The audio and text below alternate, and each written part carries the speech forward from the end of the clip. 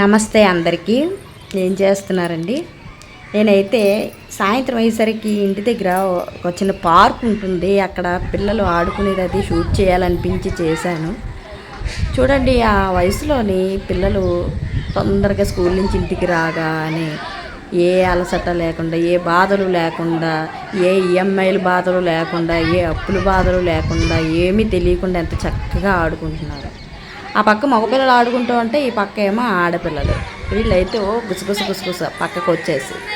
చిన్నప్పుడు నేను కూడా అంతే, స్కూల్ నుంచి రాగానే అమ్మ ఏదో పెట్టేయటం, తినేయటం, ఫ్రెండ్స్ ఇంటికి పోయి హోంవర్క్లు చేసుకొని ఆడుకోవటం, లేదంటే ఇంటి దగ్గరే ఏవో ఆటలు ఆడుకోవటం.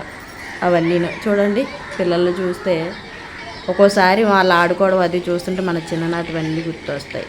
ఈ పక్కన ఏదో తెగ బాంబులు గాల్చేస్తున్నారు, తెగ మూత మోగించేస్తున్నారు ఈ బాంబులు.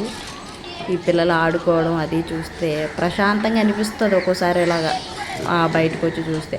ఇక్కడ ఇతను ప్రతిరోజు ఐస్ క్రీమ్ బండి అతను వస్తాడండి. సాయంత్రం అయ్యేసరికి ప్రతిరోజు ఐస్ క్రీమ్ బండి అతను వస్తాడు, సాంగ్స్ పెడతాడండి. సూపర్గా ఉంటాయి అతను పెట్టేవన్నీ, ఓల్డ్ సాంగ్స్ సూపర్గా ఉంటాయి. బాలకృష్ణ సాంగ్స్, శోభన్ బాబు సాంగ్స్, అందగాడా నిండు చంద్రుడా, అబ్బబ్బబ్బా సూపర్ సాంగ్స్ పెడతాడు. మంచి టేస్ట్ ఉన్న అతను అనమాట.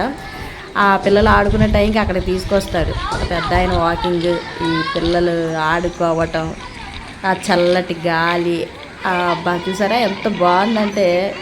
ఎన్ని టెన్షన్స్ ఉన్నా సరే ఇలాంటివన్నీ ఒక్కోసారి చూస్తూ ఉంటే మా టెన్షన్స్ అన్నీ పోతాయి.